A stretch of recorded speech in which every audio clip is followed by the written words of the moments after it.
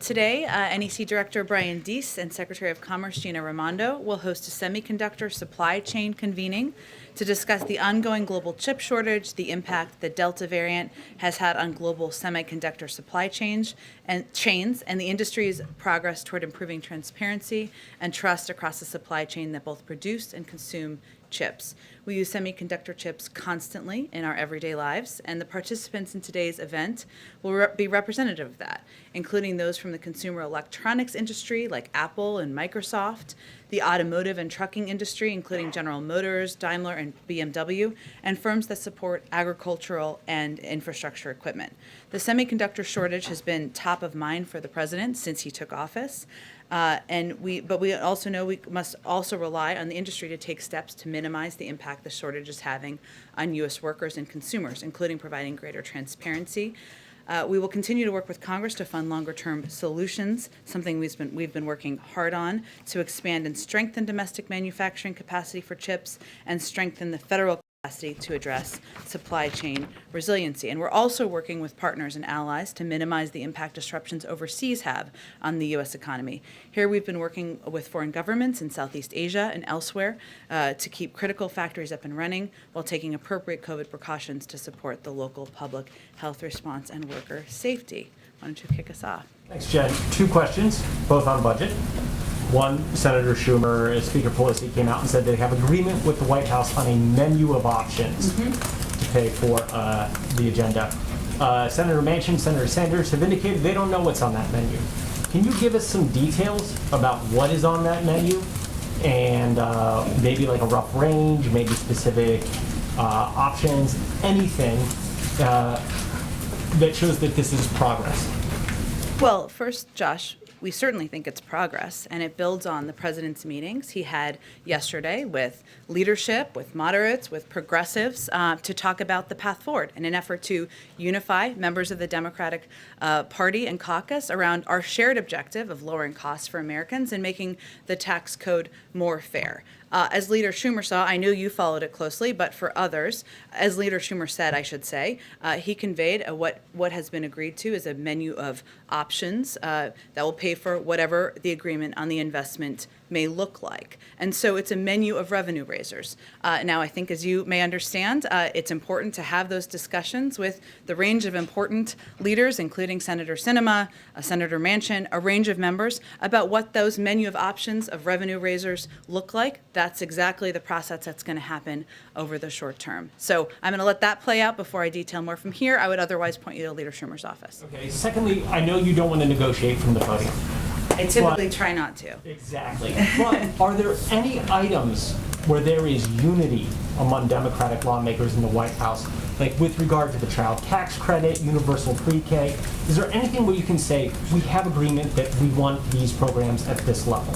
Well, I think what's important to note here, and you gave me an opportunity to do this, is there is broad unity about the importance of, again, lowering costs for Americans, whether it's child care, elder care, the cost of college, cost of pre-K, that's all part of the discussion. Child tax credit. There's broad agreement that we need to do more to address the climate crisis. There's extensive proposals both in the infrastructure package as well as in the reconciliation package. A big part of what we're talking about here, which is not a secret to all of you, are the size of the package, right? There are a range of different viewpoints on that. That's part of what the discussion is, and that will certainly impact as we look toward how we're going to unify moving forward. Go ahead. Thanks. So following up, I want a few follow-ups on the budget. I'll ask about Haiti too. So am I hearing you say that the White House at this point is okay with any of the financing options that are still on the menu? Well, our bar has always been from the beginning nothing that would raise taxes on anyone making less than $400,000 a year. And certainly we wouldn't support anything that would. But this, again, is a menu and a range of options. It's an important step forward, a sign of progress, but there's no question there's a lot of work ahead that will proceed over the rest of the day and the days ahead. But the president has greenlit all the choices on the menu we're talking about. Again, yes, but it's a range of options, and the next step is to have a discussion with a range of members about the path forward. And then on Haiti, we saw the U.S. Special Envoy, Daniel Foote, resigning. He had strong words. He said he would not be associated with the United States' inhumane, counterproductive decision to deport thousands of Haitian refugees. Why would DHS go ahead with a plan against the special envoy's advice? Well, let's take a step back here for a moment. I would also first note that the State Department put out a statement on his resignation. He was obviously an employee of the State Department and, of course, of the administration. First, I would note there have been multiple senior-level policy conversations on Haiti where all proposals, including those led by Special Envoy Foote, were fully considered in a rigorous policy process. There are disagreements in these policy processes. That the president welcomes that, the Secretary of State welcomes that. That's certainly a part of having discussions and having robust discussions about the best path forward for difficult circumstances. Some of those proposals were harmful to our commitment to the promotion of democracy in Haiti. I'm not going to detail that further. I will let the State Department do that should they choose to. But I would note that Special Envoy Foote had ample opportunity to raise concerns about migration during his tenure. He never once did so. Now, that wasn't his purview. His purview was, of course, being the special envoy on the ground. His positions were, and his views were put forward. They were valued. They were heard. Different policy decisions were made in some circumstances. But it's not just him. We've heard from Democrats on Capitol Hill, too, who say they're really against these mass deportations. The White House still stands behind the mass deportations. You still view them as humane? First of all, they're not deportations. People are not coming into the country through legal methods. And again, our policy process has continued to be the same with Haiti as it is for anybody coming through for the irregular migration across our border. I'd note, as I did yesterday, that as we've applied our border restrictions, as we've applied our immigration policies, there were more than 90,000 people who departed the country, who attempted to cross our border in the month of August. That was even before we saw the horrible photos that we saw of people gathering under the bridge. There is a process that is in place as people, whether they're coming from Haiti or any part of the world, goes through. Go ahead. Jen, we haven't yet heard recently from President Biden specifically about these images on the border. You have described him as saying that they're horrible, but what does he believe of the comparisons being made between his administration and the Trump administration? We saw Congresswoman Maxine Waters just today saying this is Trump's policy. Several other Democrats are saying this looks like the previous administration. What does he think of those comments? Well, what our role is, and what the president has asked his outreach team, members of his national security team, Homeland Security team to do, is to explain clearly what our policy is and what our policy is not. We could not see it as any more different from the policy of the prior administration, which the president feels, we all feel, was inhumane, immoral, ineffective, wasn't operationally working, and because of the dysfunction of it, we have led to a very broken system that we're dealing with today. So what he has asked all of us to convey clearly to people who are understandably have questions, are passionate, are concerned, as we are about the images that we have seen, is one, we feel those images are horrible and horrific. There is an investigation the president certainly supports, overseen by the Department of Homeland Security, which he has conveyed will happen quickly. I can also convey to you that the secretary also conveyed to civil rights leaders earlier this morning that we would no longer be using horses in Del Rio. So that is something, a policy change that has been made in response.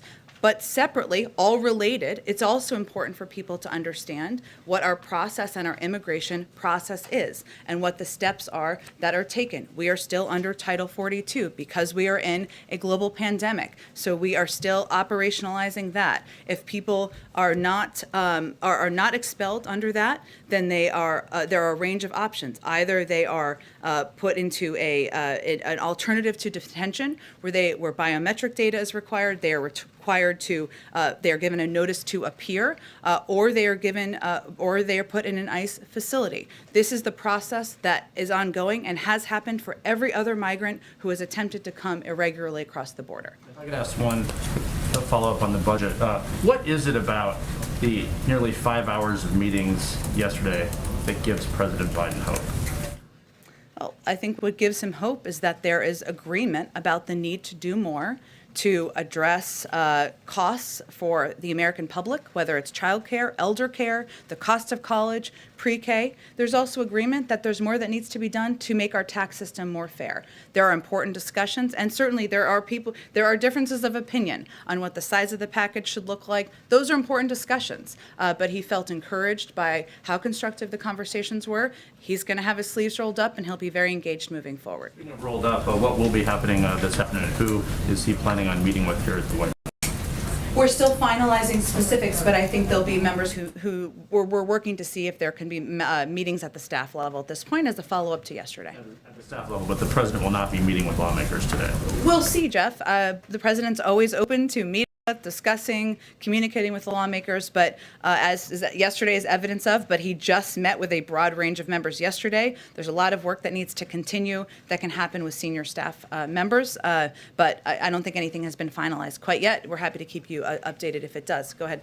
And I promised I would jump around today, so after you, I'll jump around and come back. Thanks, Jen. After yesterday's meeting, Senator Manchin said that the president was very straightforward with he and other attendees about what he expected of them, and that the president said, just give me a number that you can live with and what you want. But the progressives have been so clear about their number. Does he have any reason to believe they're willing to come down from 3.5 trillion? Well, this is what a negotiation looks like. This is what compromise looks like. And ultimately, the president also wants to see a robust package that will help lower costs for the American people across the country. You need the votes to get that forward. That is how the process works in Congress. This is democracy in action. So his role yesterday was meeting with a range of voices, hearing from them on what they're excited about, where they may have concerns, and trying to help be a unifier in moving the process forward. It wasn't that it ended yesterday. There's a lot of work ahead, which will proceed over the days ahead. So he does think they might come down. We'll see. He's always believed that there would need to be a potential for compromise, would need to be what everybody would have to be open to. Just a couple questions. Are you doing anything to expedite the process of finding Foot's replacement, given the situation in Haiti? I don't have anything to report out to you on kind of what the next steps are there. What I can reiterate to you is we have an ambassador on the ground. We have a robust presence on the ground. We have a newly installed assistant secretary for the Western Hemisphere, all of whom have experience in the region and will certainly be overseeing the policy at this point in time. Ken, want to go ahead? Just one more. Just one of his concerns that he laid out in this letter was that the Haitian government is expressing an inability to provide for the migrants that are returning there because of a lack of basic resources. DHS has said vaguely that the U.S. will provide support for those people, for the Haitian government to absorb deportees. Can you provide any specific details about that support? Sure. Well, first, let me say, because this is a question that's been asked, that we are working with the International Organization on Migration to ensure that returning Haitian migrants are met at the airport and provided immediate assistance. So that's in the most immediate. In terms of the range of assistance we've provided, let me just give you just a quick overview of what we've done sort of to date. U.S. agencies led by USAID recently provided an additional $32 million in new assistance to support earthquake response efforts and humanitarian relief. This funding builds on the USAID disaster assistance response teams. In January, we announced $75.5 million in bilateral development and health assistance for a wide range of issues for Haiti that we're still working with them, of course, on to deploy. That's a large amount of money. So I would say we're continuing to provide a range of assistance, but the recent $32 million is in response to the earthquake that happened over the summer. Go ahead, Ken. Just on the infrastructure package, just having had these lengthy meetings yesterday, does the president think the House should vote on the infrastructure bill in the beginning of next week, or does he think that there might be a benefit to waiting and delaying that? The president's going to work closely with leadership to determine what the next best steps are. He also may need Republican votes. Does he intend to bring House Republicans over to talk about infrastructure in the next few days? We're really deciding day by day on what can be most helpful and constructive to moving his agenda forward, which includes each of these pieces of legislation. So right now, I don't have anything on the books, but we're again deciding day by day. Go ahead. We're about a week away from the end of the fiscal year, and we understand that today's the day that the administration is going to instruct agencies to develop contingency plans for a funding lapse. I want to ask specifically about agencies within HHS, the CDC and the FDA. Years ago, in 2013, when there was a government shutdown, Tom Frieden, who then led the CDC, described that period of time as one of the worst in his tenure at the agency. 8,000 CDC staffers, he said, were furloughed. Do you expect a similar dynamic to play out if there's a shutdown this year in this pandemic, or will there be different instructions to those critical agencies now? Well, we are taking every step we can to mitigate the impacts of a potential shutdown on our pandemic response, economic recovery, or other priorities. The fact is, shutdowns are incredibly costly, disruptive, and damaging. Direct public health efforts can generally proceed during a shutdown because they're exempt, and that is certainly our intention. And large swaths of the federal government coming to a screeching halt would certainly not be beneficial to pandemic response. But we are doing everything we can to mitigate. I'd also say on the first part of your question, it's consistent with long-standing practice across many administrations for OMB to simply remind agency senior staff of the need to review and update orderly shutdown plans. This is not formal guidance being given. It's just a reminder we're 7 days out and we need to be prepared, of course, in any event of any contingency. So we see this as a routine step and one just to be prepared in any event of what could happen. Theoretical, but would the administration be in support of, let's just say, a cutout, a CR, just for Health and Human Services or other departments that are critical to the pandemic response? I don't think I'm going to speak to that, Steve. Our objective here, there is a CR that passed. There's a debt limit that passed, raising the debt limit that passed the House. The Senate can ask to raise both of them and to ensure there's funding for a range of government programs. Go ahead, and then I'll go, and then I'll jump more to the back. Go ahead. My first question is on Haiti, and then I have sort of a bigger Sure. picture question around that. But should the administration have been more prepared for these people to come, given the political unrest there this summer, then the earthquake in mid-August, given how conditions were on the ground there even before all of that? And then kind of a second part of it is that the Border Patrol Union has been saying that they had some warnings within the administration as early as June that they were expecting an influx, not of Haitians, but of other migrants to Del Rio, and that they needed more resources there. So did the administration not act on those things? Were those not widely disseminated concerns?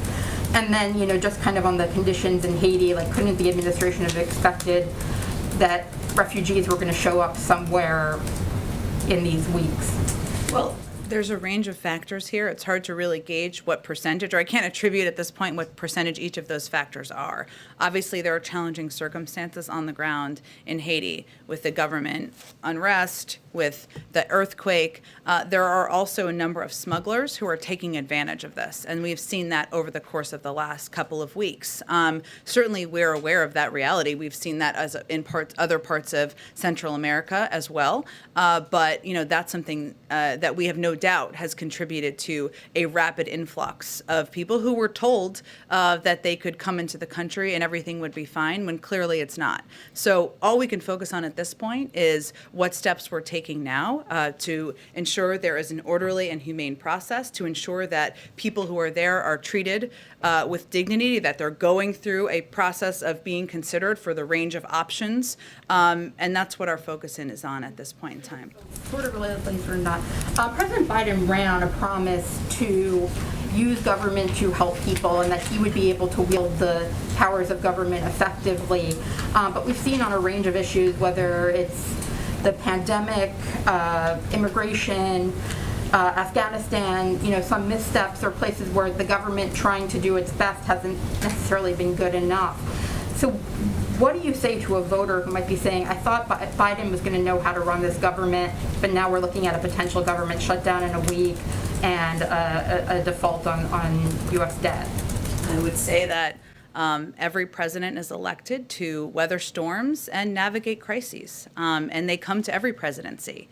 And if you look at all of the things that you loaded into that question, all issues that are happening, of course, currently, the president has been clear that he wanted to end a 20-year war in Afghanistan. He did exactly that. That's something I would say the American public broadly supports. We've certainly acknowledged that there are aspects, of course, of how it was handled or how all of the events transpired that were not what we had planned for.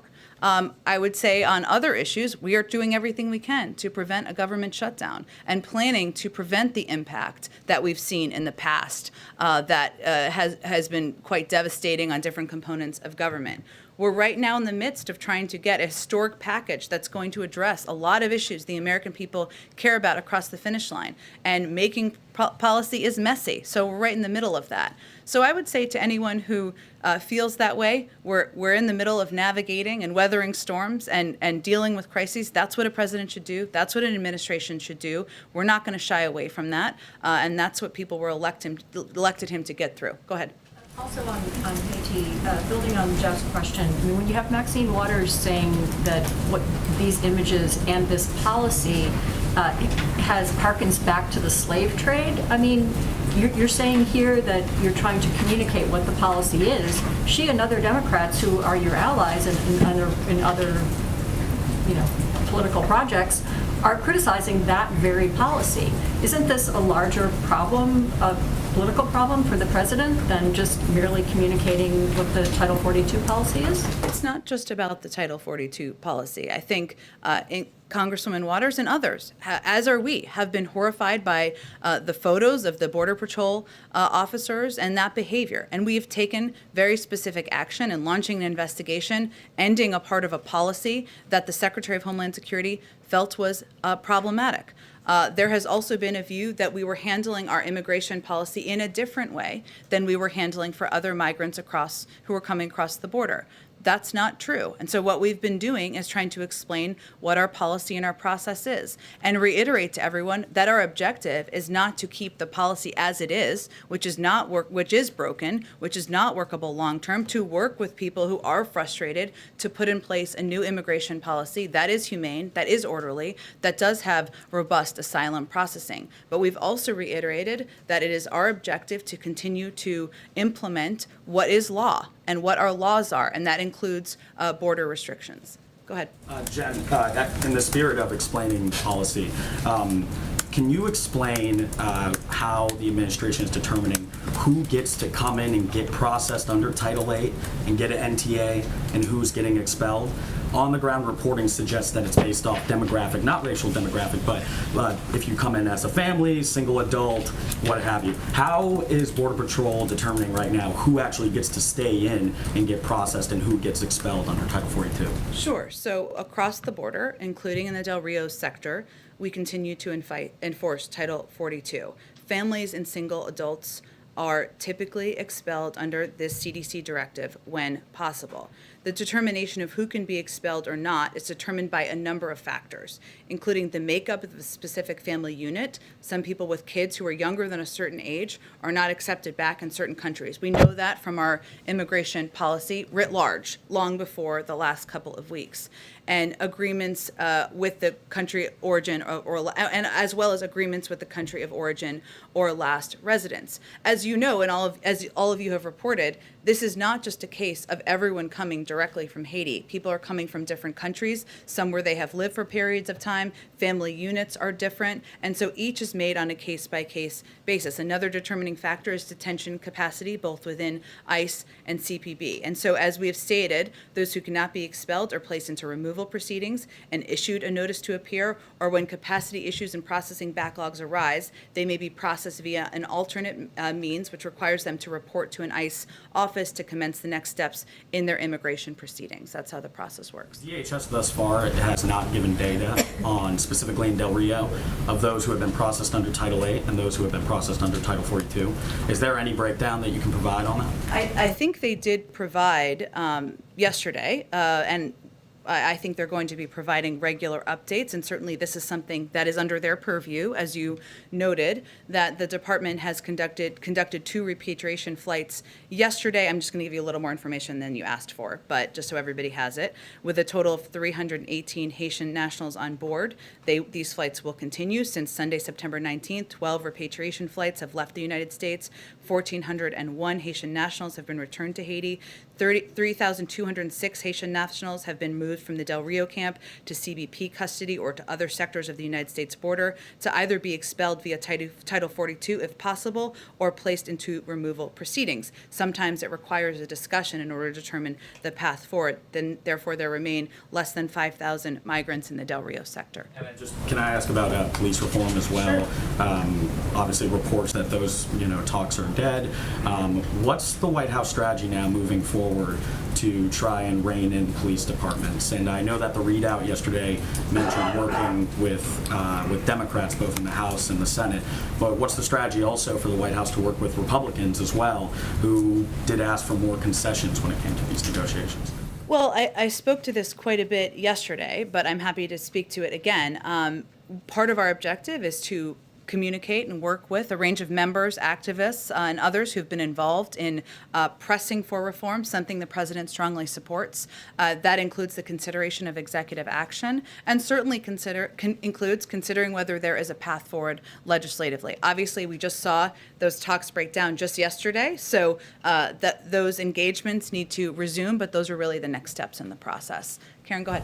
Thanks. Getting back to the Monday potential vote on infrastructure, you had said in response to Ken's question that the president's working closely with leadership to determine what the next best steps are. But what has he indicated he thinks the next best steps are? Is he looking at Monday as a hard deadline, or would he be okay with that vote being delayed by a couple of weeks?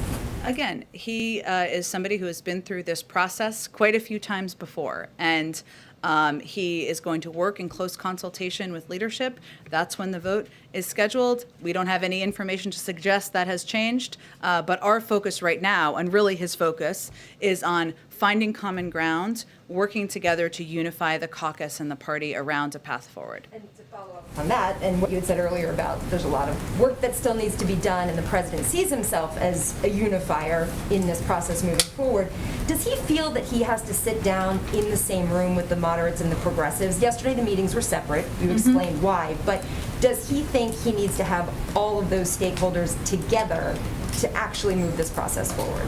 We're going to determine day by day what the right next steps are. So yesterday he had meetings with a range of voices, some who had different points of view. That's part of who we are as a Democratic Party, part of democracy, and we'll determine day by day what the best next steps are. Today I think it's follow-up on a staff level. Kind of like a middleman then, if he's hearing from the moderates and then passing that on to the progressives. He's not the only, they're talking to each other as well. So this is just his role in hearing from all of them and playing a role that he can to unify points of view and find the next best paths forward. Go ahead, Yamiche. Hi, thanks, Chad. A couple of questions on Haiti.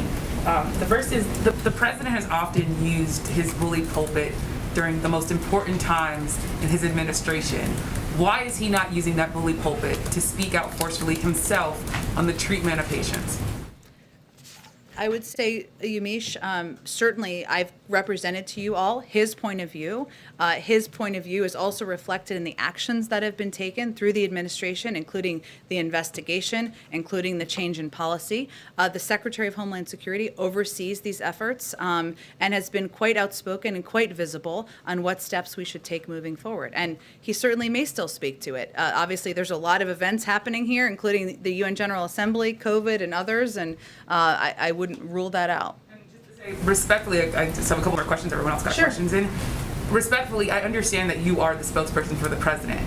These are images that are traumatizing Haitian Americans that he promised to treat respectfully and with humanity.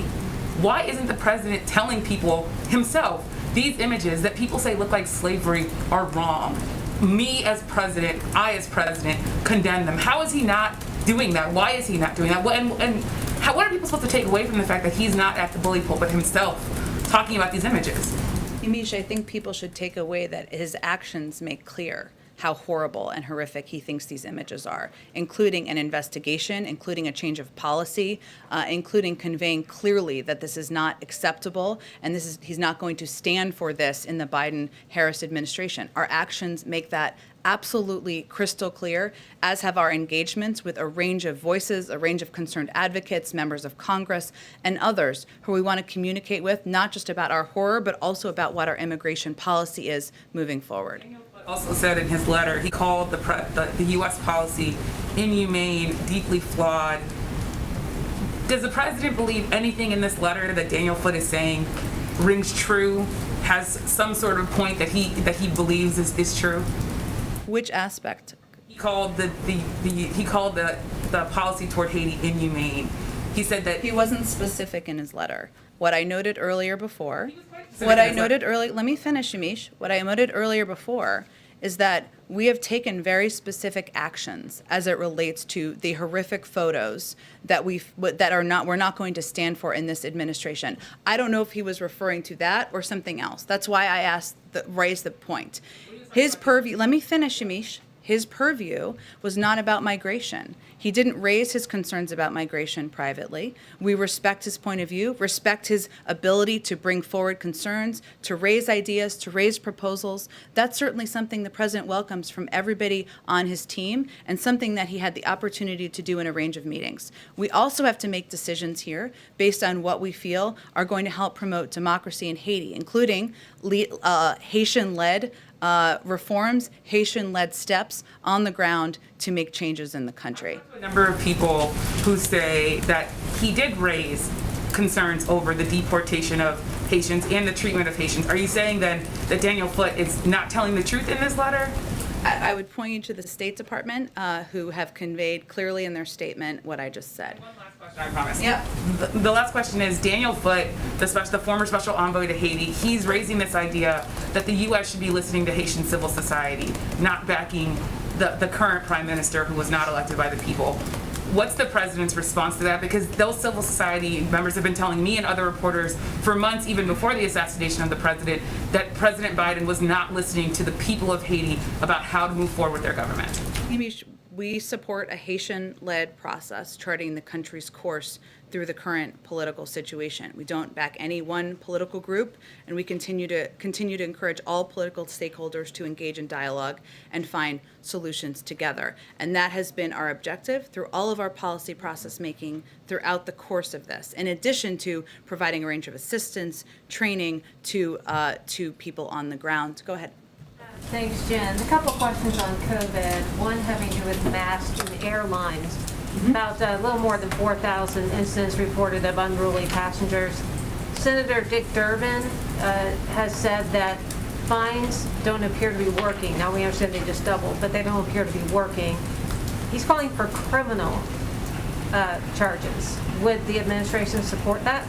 That's not a policy decision we made. We obviously just announced the doubling of fines last week, and we're hopeful it will have an impact on people behaving in a safer way on flights. One more question on COVID.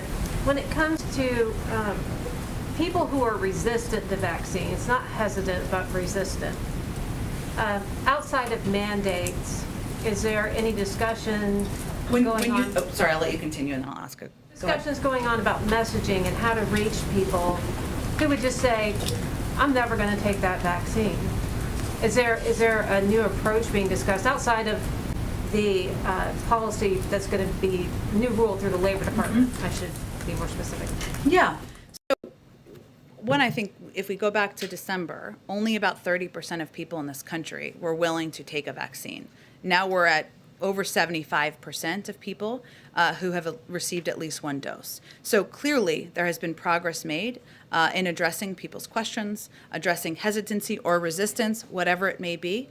And we've taken a range of steps, not just the announcement made just last week about mandates, prior to that. Part of that has been relying on local messengers. Part of that has been making the vaccine broadly accessible to everybody in the country, making it as easy as humanly possible to get vaccinated. And we're going to continue to deploy those tactics as well, because we've seen them as effective, and we've seen them work in a range of communities, getting us to a point of over 75%.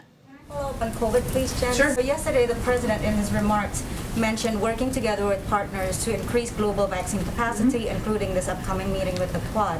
But one thing that he did not mention was anything about supporting the TRIPS waiver or waiving the patent technology at the WTO, which many experts say will be the game changer in terms of boosting global capacity. So is this no longer a priority for the administration? Well, he supported the TRIPS waiver. Excuse me, it's a process being led by let me finish, our ambassador. It's an ongoing process. We said from the beginning it would be a lengthy process. I have not seen many advocates say this is the silver bullet and the thing that is going to provide everybody with vaccines around the world. It's something the president supports, we support in his administration, and there is an important global process that is ongoing. What we feel our role is also is not just providing, as the world's biggest provider of vaccines to the global community, more than every other country combined, but also working with our Quad partners to produce at least 1 billion vaccine doses, boosting vaccine manufacturing in South Africa to produce more than 500 million single-dose regimens in Africa for Africa, ensuring we're increasing capacity around the world and increasing and sharing know-how with the global community as well. All of these steps are essential, and certainly we continue to support the TRIPS waiver. I just want to get around to a bunch of people. Go ahead. Thank you, Jen. Maybe, Jen, just to clarify, yesterday DHS said that they will not be sending migrants at the Texas border to Guantanamo. But there's still conflicting media reports about this. Can you definitively clarify whether or not the administration will send migrants at the border to Guantanamo? We will not. There's never been a plan to do that. I think there was some confusion related to the Migrant Operations Center, which has been used for decades to process migrants interdicted at sea for third country resettlement. This request for information that went out publicly yesterday, which I think caused some confusion because of the timing, was posted in a typical routine first step in a contract renewal and unrelated to the southern border. Go ahead. Thank you, Jen. I have a question about the numbers that you gave and the math. So there are 15,000 migrants under the Del Rio Bridge Saturday. If you add up the ones that you say were expelled or released, it's less than 5,000. Say there's 5,000 that are still left. Where's everybody else? I'm happy to get you a more fruitful rundown for you, if helpful, from the Department of Homeland Security. Okay, and when you talk about how some of these people are being placed in removal proceedings, that does not mean removed, correct? That means they're in the process of going through a removal proceeding so that it can go through the process, our immigration process that's long been in place. We understand that basically most of these people that are going into removal proceedings are being put on either buses from Del Rio to El Paso and Laredo, or being flown to Tucson with no COVID testing unless they show symptoms. How is that helping anybody stop the spread?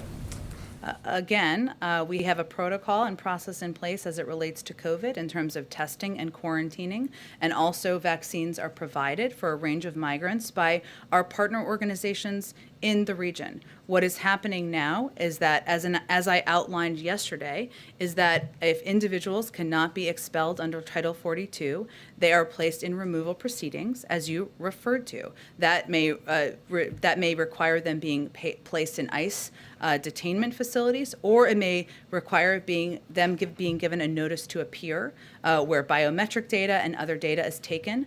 In terms of their transportation methods, I'd certainly point you to the Department of Homeland Security. But why should somebody, say, in Laredo, Texas, or El Paso, or Tucson, Arizona, have to have their chance of catching COVID go up because hundreds of miles away there is an open border? Well, there certainly is not an open border.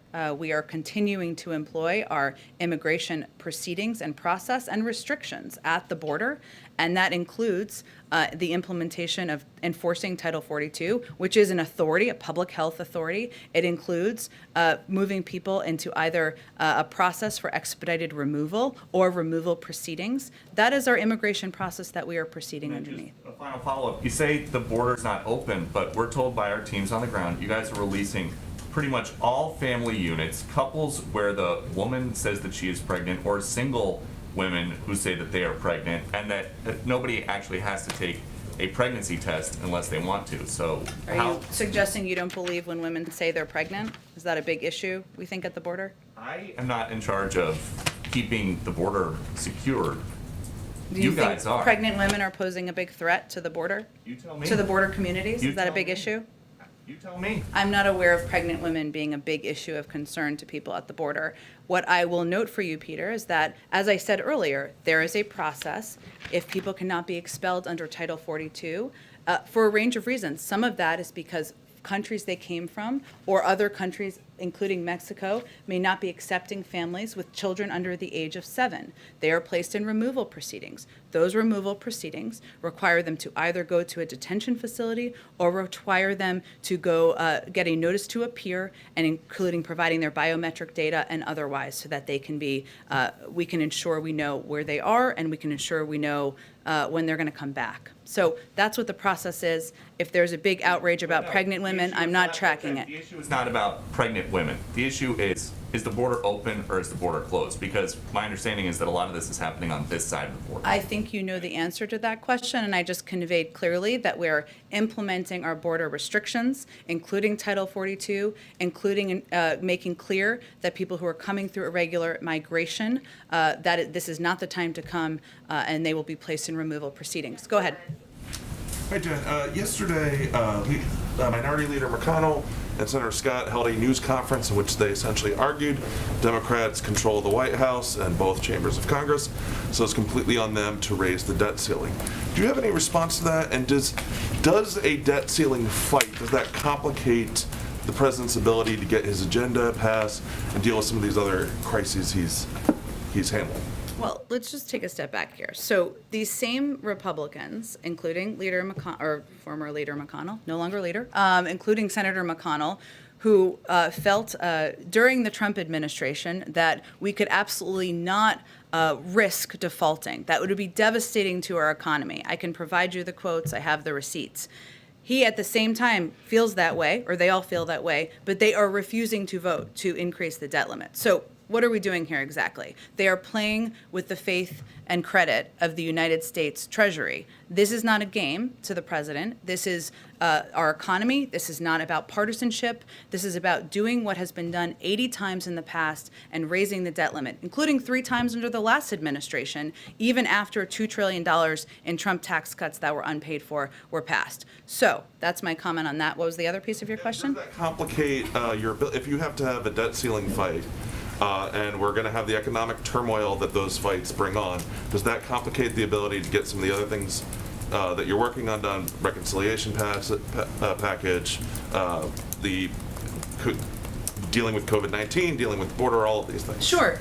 Well, I would say in terms of the legislative agenda, our ideal would be for the Senate to vote and pass the CR that included raising the debt limit that the House passed earlier this week. Let's move on. Let's do what we've done 80 times in the past. Let's ensure that people can have confidence in the faith and credit of the United States. That would be our preference. So certainly spending time on that, having people worry about whether the government shut down, which we're working to prevent, having people, businesses, economic experts, the American people worry about the debt limit, that's not our ideal. We think we should be able to avoid that, and certainly that would allow more time to move on with the rest of the agenda, whether it's confirming nominees, getting the rest of the agenda passed, whatever it may be. And then one question on the border. You mentioned yesterday that the agents involved in the videos, they've been placed on administrative leave. You've laid out the policy changes.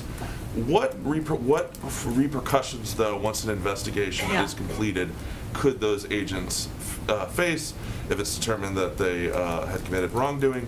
Would they be fired? Would there be transferred? Can you just talk about some of the repercussions that after we get past the leave and the investigation? Sure.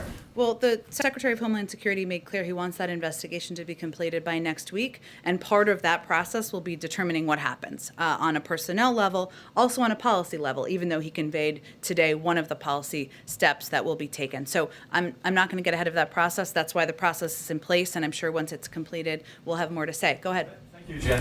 Help us figure out something about the travel restrictions. So, starting in the beginning of November, people from 33 countries For instance, Iran, where 15% of the population is fully vaccinated, or Brazil, 39%, India, 15%. And then we look at Canada, 71% of people are fully vaccinated, and still the border will remain closed. So obviously, it's not a... People can fly from Canada, right? Yes, but they can't drive through the border. I mean, it's not easy to drive from Iran or from Europe. That's but true. It's much easier from Canada. Fair point. 71% of the people are fully vaccinated, so it's not a health decision. Because if it was, we would. I mean, Canada is within the first 15 country most fully vaccinated in the world. So it's not a health decision. Land restrictions, which, as you know, have been renewed through I think about October 21st, but we're continuing to evaluate and make policy decisions. I would say that it is a health decision by requiring vaccinations, and we wanted to do it in a way that was equitable. So people who are vaccinated, no matter which country they're coming from, obviously they need visas and the proper documentation, et cetera, they would be able to come to the United States through that.